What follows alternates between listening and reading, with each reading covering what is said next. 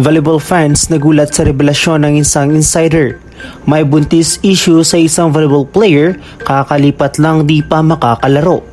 Kung saan ay papalapit na ang pagbubukas ng PVL ngayong February, ay siya namang umingay sa social media ang pangalan ng isang insider na si Snow Badua. Dahil sa naglabas ito ng isang pasabog na balita patungkol sa isang kakalipat lang na isang volleyball star sa isang team, ngunit di raw ito makakapaglaro dahil nagdadalang tao raw ito.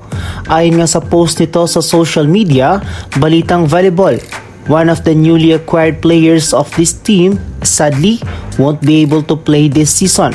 Buntis daw, asa rin kayo no? Kuryente ang plano.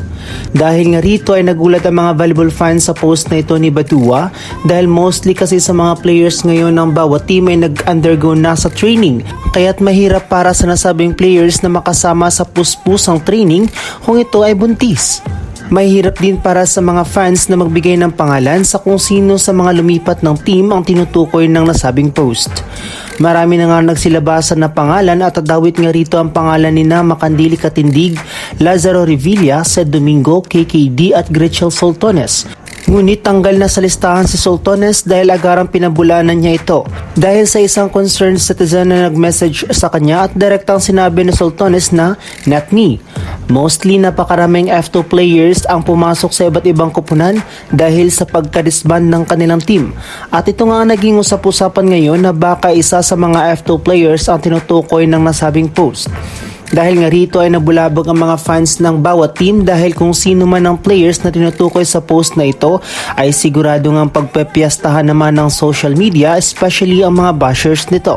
Marami man ang hindi naniniwala, ngunit marami rin ang nagsasabi na baka ito ay totoo. Hati nga sa ngayon ang opinion ng mga fans kung maniniwala sila o hindi. Kung ito nga ay may katotohanan, it's the player's decision rin naman kung mas gusto niya munang maglaylo sa volleyball at mag-focus muna sa kanyang pamilya.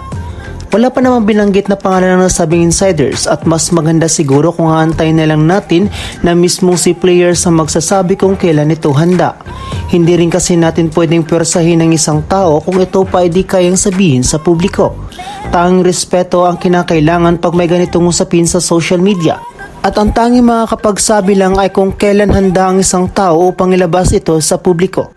Ika nga nila, time is the ultimate truth teller at lalabas rin ang katotohanan sa likod ng isyong ito.